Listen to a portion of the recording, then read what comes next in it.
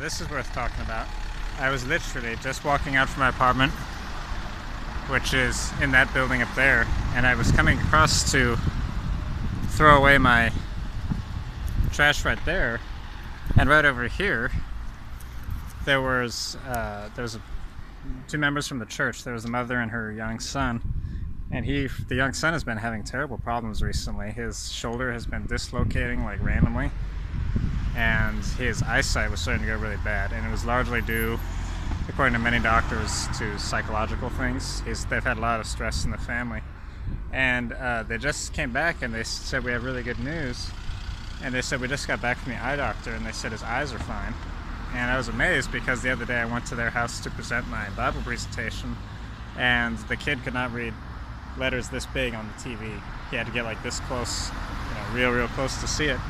So I said, really? And then we walked over here and I said, read this, these tiny little letters on the parking meter. And he was able to read them. And we said, what happened? And he said, I forgave my father. And as soon as he had forgiven his father, I guess a lot of his physical ailments left, which I've heard plenty of stories, and I've heard Sam talk about the same thing, but I've never seen such a drastic case as this. That was really, really cool. So praise God for that.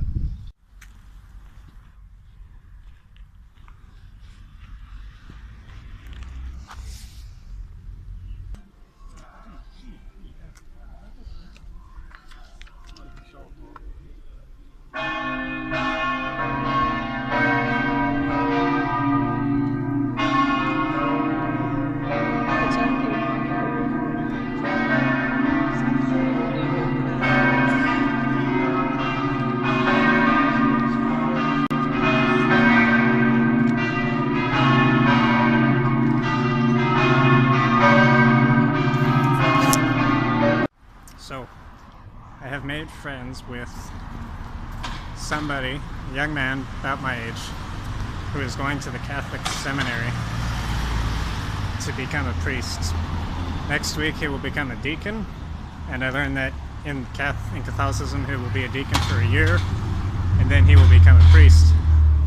And I said I wanted a friend who understood well Catholicism and could tell me how everything works and just everything practical that I could ask about it and their theology. So we met for 2 hours today. His name is Davide. Very nice guy. And I got to tell him the gospel and compare it with him and things like that. Very interesting stuff. And I plan to meet with him regularly to learn more about their perspective on things so that I can better communicate and understand what Catholicism is like in Italy. But it was quite a good experience, so I look forward to meeting with him more next week.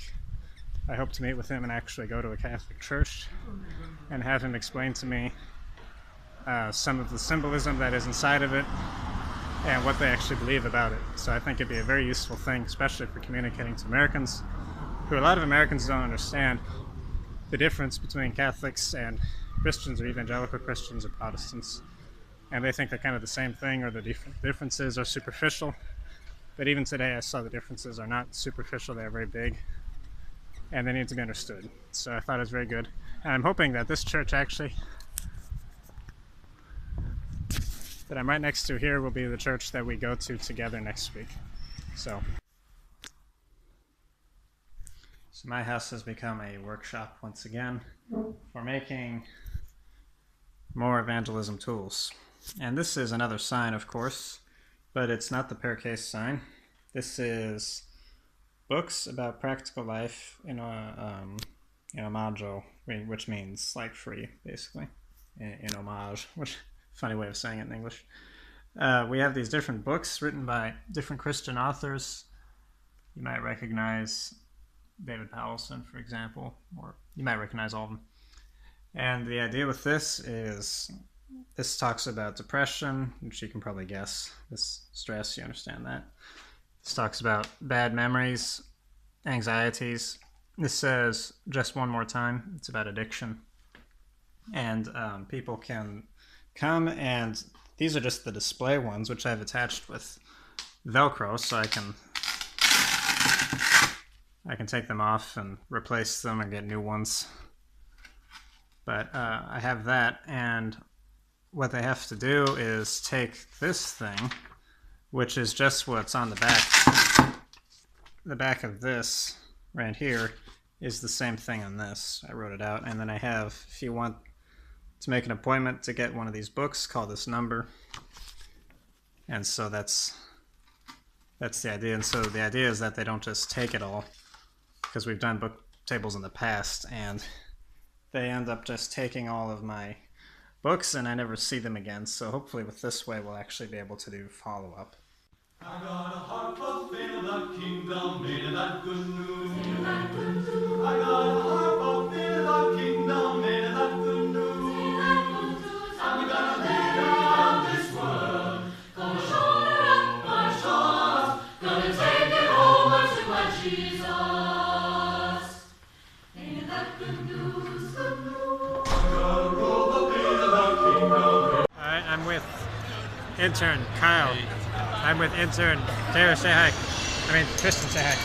Tristan, 2 interns from Bryan College in Tennessee. Here for, sorry, I have to sneeze terribly. I'm here from Bryan College of Tennessee. Don't smile. We are out doing our signs. We have 2 signs. It is, I don't know if you can see it because I can't see my screen. It is midnight and 45 minutes after. 12:45. We have talked to 24 people. That's, com'è? Perché? Chiediamo il perché della vita. Chiediamo il perché della vita. Ah, Vede. Scusa, non quello. Dammi dello. Vedi questo qua. Che si nasce, si studia, sì. per lavorare, per far crescere una famiglia, per invecchiarsi e per morire. Ah, Perché? perché? Ma il vostro obiettivo stare qua con questa qual è?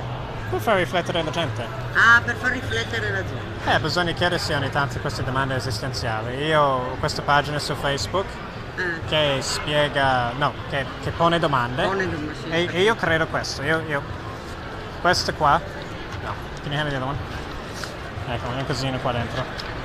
Questo qua è dove io pongo le mie risposte personali, che sono basate sull'esistenza di Dio, che pochi ci credono più, però noi giovani qua, crediamo tanto in Dio e crediamo che Dio ci dà il senso della vita. E su YouTube e su Facebook poniamo video che spiegano perché Dio c'è, perché sappiamo che esiste, perché il mondo è corrotto e tante cose.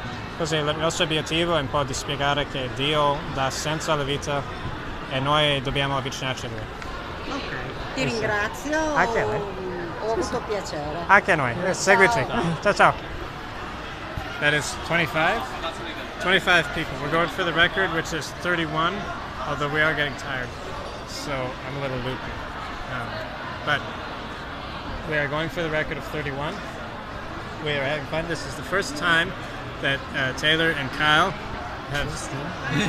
Tristan. Why do I keep calling you Taylor? You know, there was... I knew that. No, we had an intern last time. His name was Taylor, so it's screwing my head. Tristan. I know your name's Tristan. This is our first time out together, and the 3 of us are doing really well, playing lots of things. And right now it's a thing called Giro Italia, which is a sort of bike riding festival. So bike riding here in the north of Italy is a real macho sport. I think it's stupid, but it's a real macho sport, and so they have a huge festival. There were so many people here. We have a time-lapse video, which I probably include in the update, to show how many people there were here. So we've gotten to talk to lots of them. So praise God for it. I'll show you also, I was telling the lady who was speaking, it says, Perché Dio c'è? Why? Because God is there. And we have a YouTube channel that explains how we know God exists, why you should believe in God, questions about God, what kind of God is God, all these things. And the idea is people don't want to talk to me after they stop here because they don't call me. So what I want them to do is go on YouTube or like me on Facebook, and they can anonymously watch and observe information and think about it and send me messages if they want to. And maybe this way, after the first conversation, they can like the page and they continue to pursue them that way. And maybe someday they message me when I get together, or they stop here again and we can continue the relationship that way. So that's why we're doing it.